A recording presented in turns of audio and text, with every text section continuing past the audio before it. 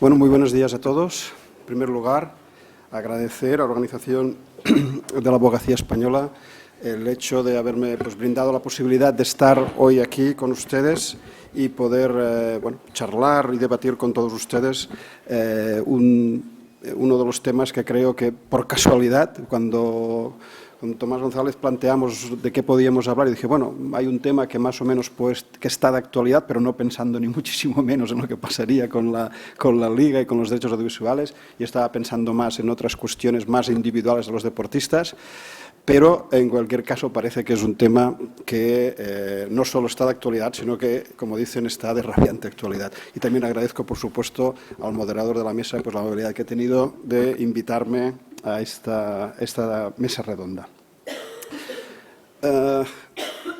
Yo primero voy a intentar hacer un poco un esquema o un planteamiento más de tipo teórico o de lo que sería la configuración más teórica de lo que yo planteo como problemáticas jurídicas relacionadas con los eventos o de las competiciones deportivas, y para en un segundo fase entrar en algunos aspectos concretos. Insisto, yo tenía pensado más entrar en la problemática con los deportistas, pero también podemos plantear algo de la problemática con las propias clubs o con las entidades.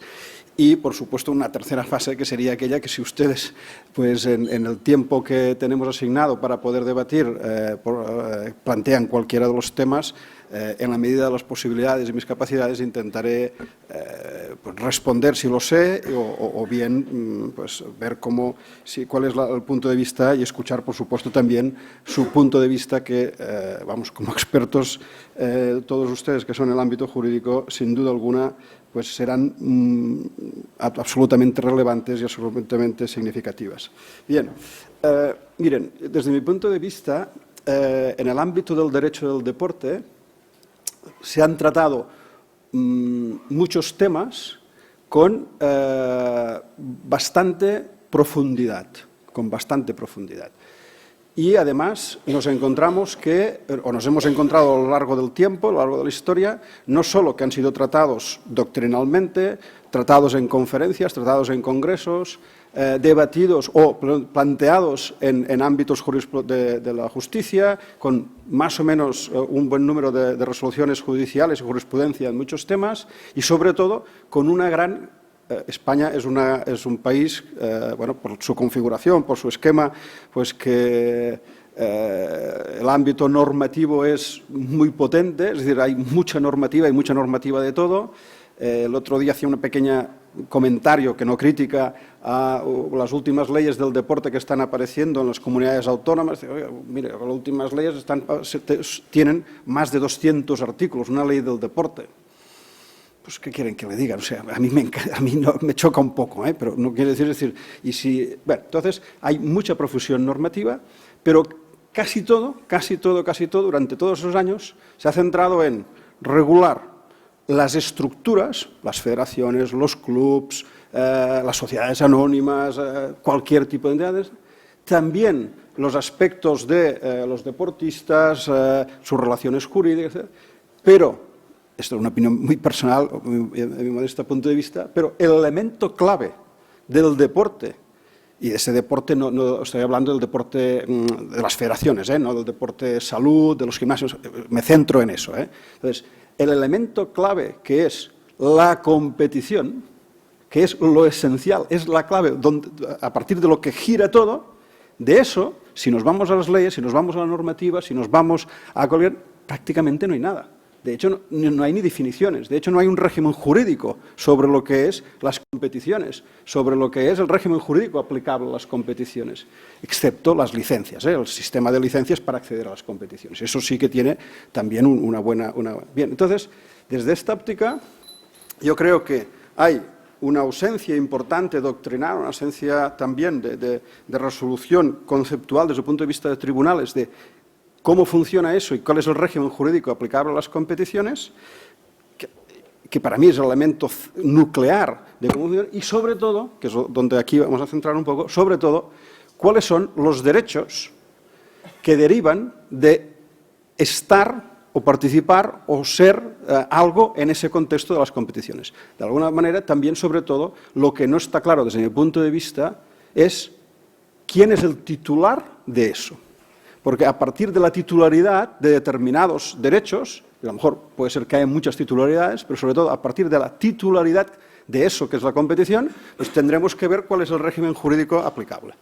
Entonces, yo creo que para lo que decía un poco, para esquematizar dónde nos situamos y después ver algunos ejemplos, tenemos que ver cuáles son los sujetos que pueden intervenir en un evento. Un evento es una competición. Yo planteo más el concepto de evento porque creo que tiene un alcance mayor y después explicaré un poco, porque una competición también puede ser un partido y en cambio el evento no solo es el partido, sino que la rueda de prensa previa forma parte del evento, el sorteo de clasificación, los sorteos forman parte del evento, la entrega de medallas forma parte del evento.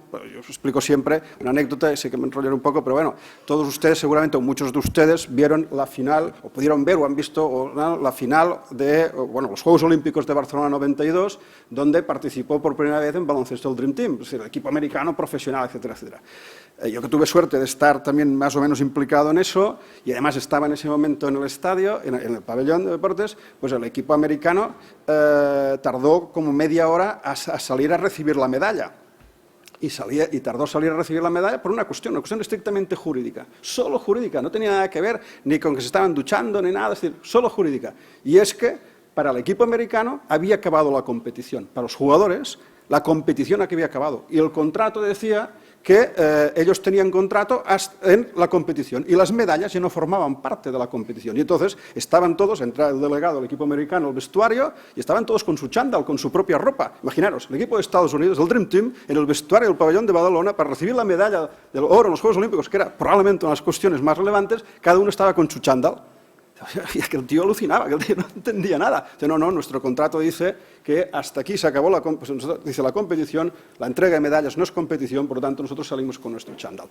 Ustedes me imagino que sabrán, o más o menos lo explico yo, cómo se arregló, se pusieron todos el chándal del equipo americano, se pusieron la bandera encima para tapar la marca, y no era nada de patriótico, era solo para tapar la marca y con eso salieron.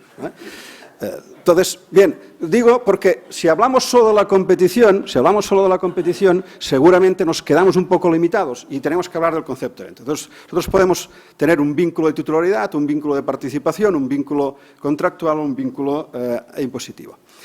El tema es que hay diferentes tipos de eventos o competiciones deportivas.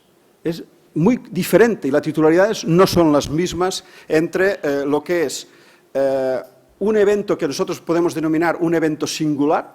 Sería un evento singular. Un evento singular pueden ser unos Juegos Olímpicos. Mire, empieza, acaba y se acabó. Ya no hay más. Esto es un evento singular.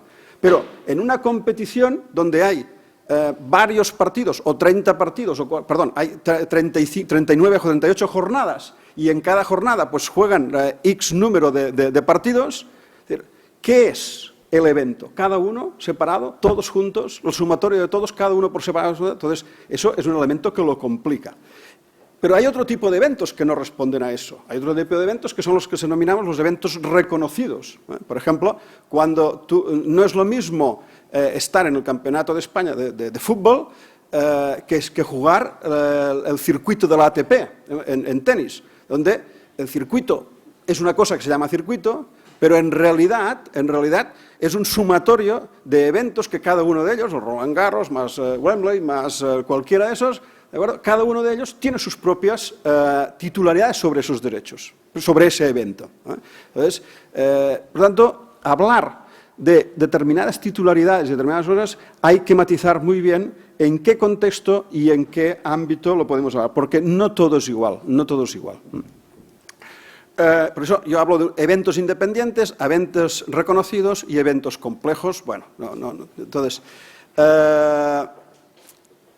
cuando un evento es un evento independiente, la titularidad es única.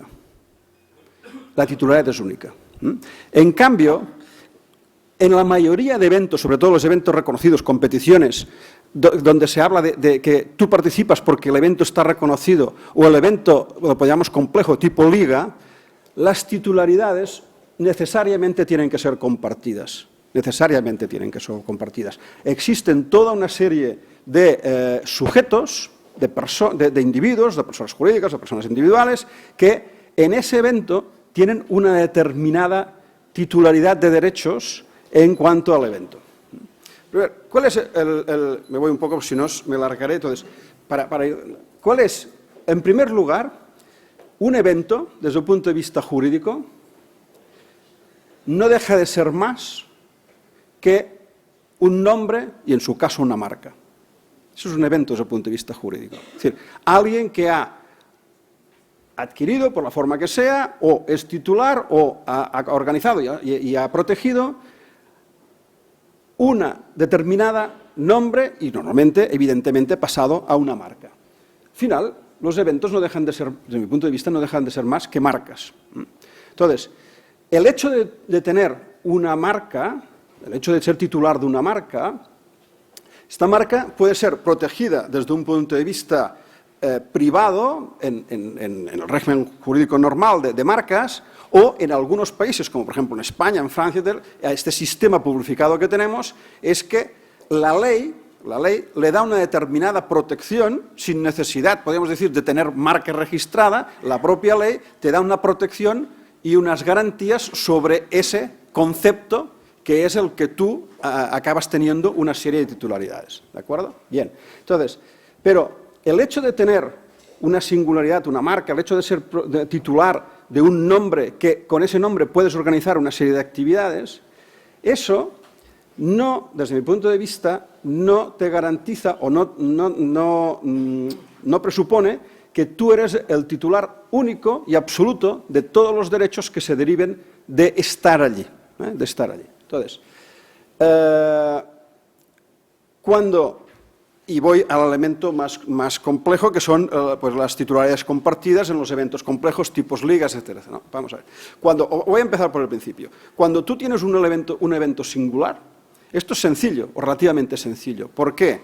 Porque ese señor que tiene titularidad, y normalmente la participación es voluntaria, pues ese señor dice, mire, usted si quiere participar aquí, me firma aquí, con todo esto, con todo esto, con todo esto, y usted acepta que yo tengo todos los derechos. ¿Quiere estar? Sí, firme. ¿No quiere estar? No, perdón, ¿no quiere firmar? No estará. Se acabó. Juegos Olímpicos, etc. No tiene mayor problema, o en principio no debería tener mayor problema que el vínculo acaba siendo un vínculo contractual.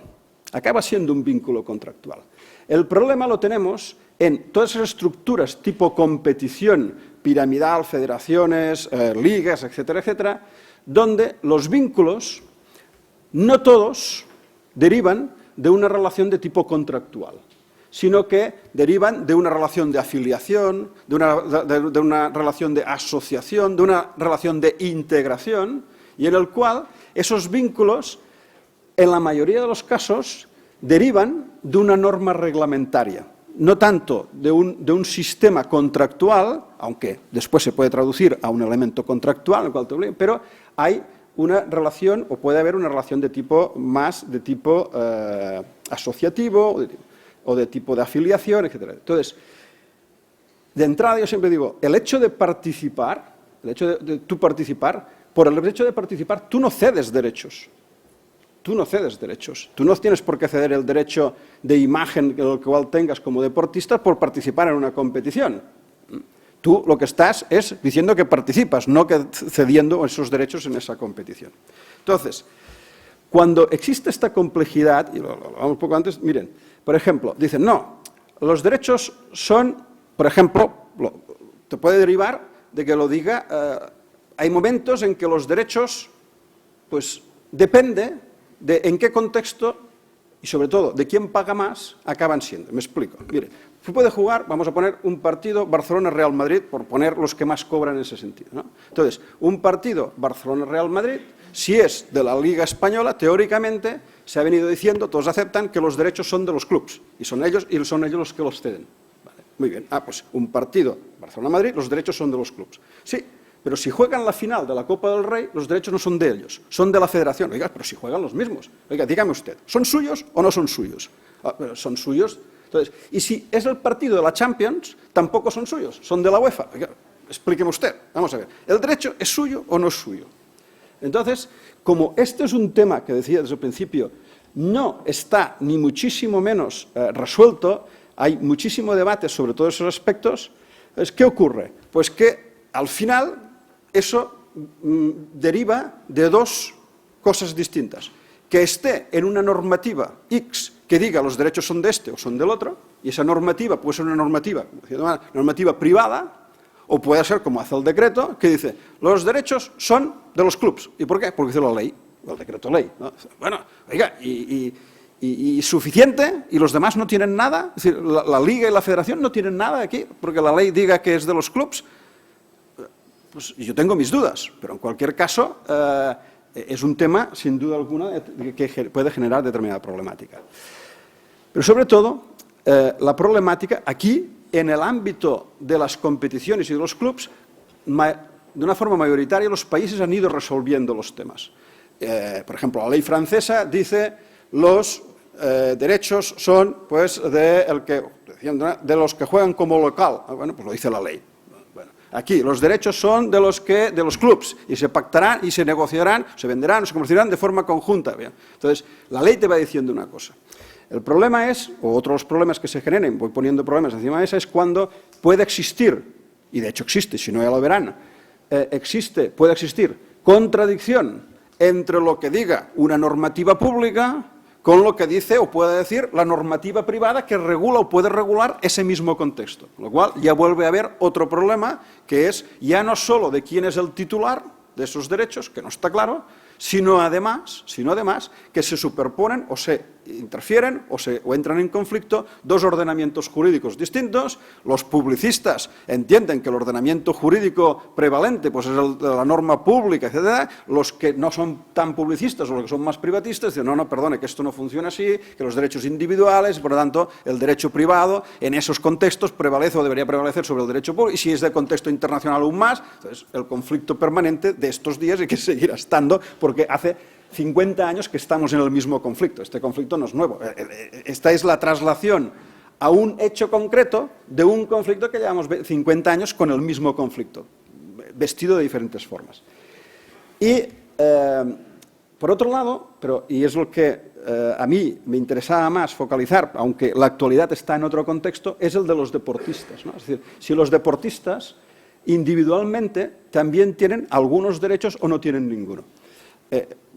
Igual ustedes por los medios de comunicación pues han podido oír alguna cosa, tal. Por ejemplo, he estado más o menos siguiendo y viviendo y entre comillas padeciendo, pues últimamente existe un determinado conflicto importante en determinados deportes individuales, pues por ejemplo bádminton u otros, donde, los deportistas dicen, yo soy campeón del mundo o campeona del mundo y yo tengo mis derechos.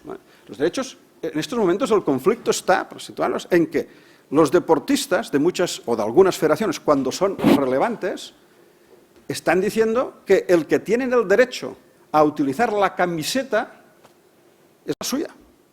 Y la federación dice, oiga, ¿cómo? La camiseta de la selección española es de la federación. El deportista dice, no, el que me la pongo soy yo tengo firmado un contrato con un determinado sponsor y por lo tanto yo tengo que vestir Entonces, es un tema problemático porque cada uno defiende sus derechos y al final lo peor de todo eso, y es en el ámbito, en un foro como ese, pues quizás no sea lo más apropiado, ¿no?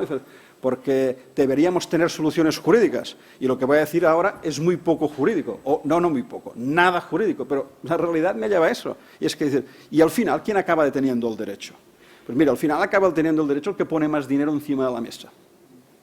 El que pone más dinero encima de la mesa. Es decir, porque ¿qué pasó en España? En España la venta de los derechos de televisión eran centralizados hasta que se puso más dinero para que se vendieran descentralizados.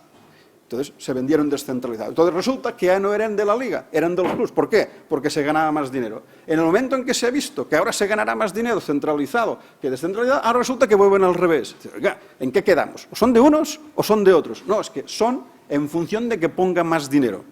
Entonces eso, como pueden entender, desde un punto de vista jurídico, para mí me parece demencial. Es decir, eso no tiene ni pies ni cabeza.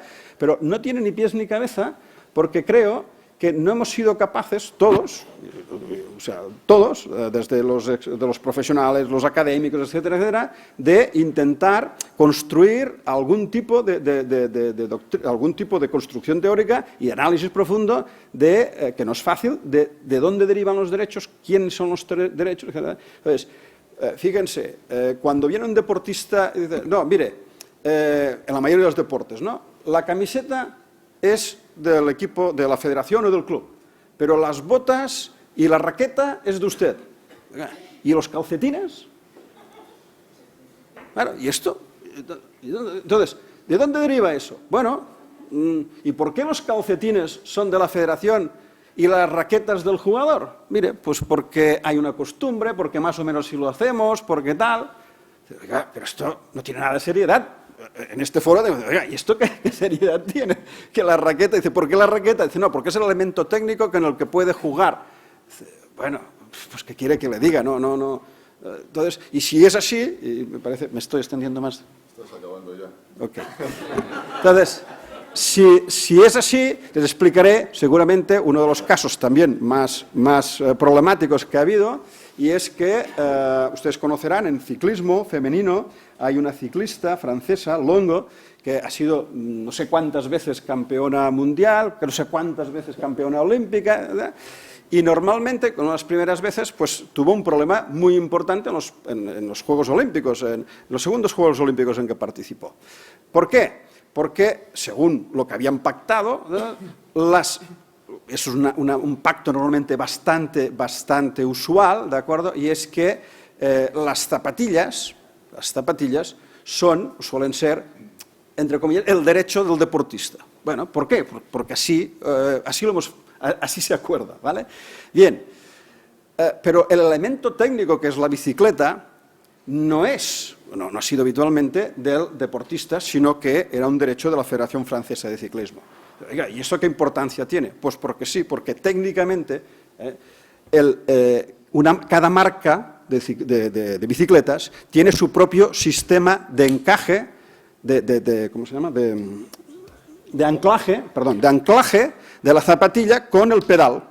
Y entonces la zapatilla de Longo, su anclaje era incompatible con el anclaje de la bicicleta de la Federación Francesa de Ciclismo. Y hasta la noche anterior, me acuerdo con Juegos Olímpicos, hasta la noche anterior, ya desesperados, la ciclista, su agente, la Federación, la UCI, todos desesperados, porque claro, decía, yo no me cambio las zapatillas, el otro, yo no cambio el pedal. Entonces, cuando ven esto dices, ¿dónde están los derechos?